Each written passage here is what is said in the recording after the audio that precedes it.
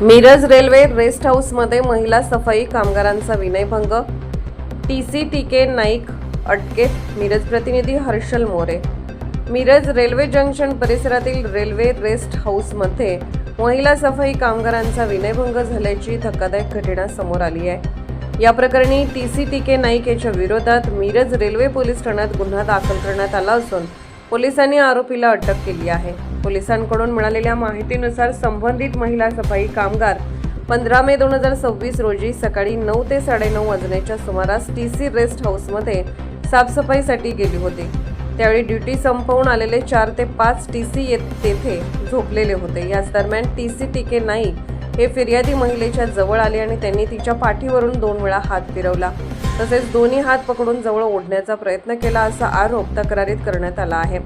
या प्रकारामुळे घाबरलेल्या महिलेने जोरात आरडाओरडा करत आरोपीला विरोध केला, तसेच तुला काय कळतंय का नाही असे म्हणत त्याच्या पाठीवर 2 फटके मारले. त्यानंतर आरोपीने तुझे मैं अभी छोड़ता नहीं बराबर करता हूँ अशी धमकी दिल्याचेही फिर्यादीत नमूद करण्यात आले आहे.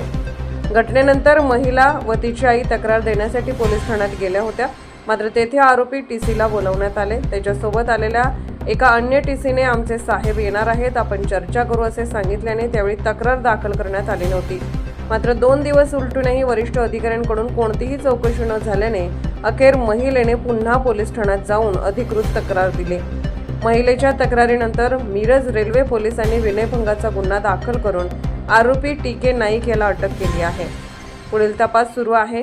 वृत्तवेग न्यूज नेटवर्ककडून मुख्य संपादक गणेश वायदंडे.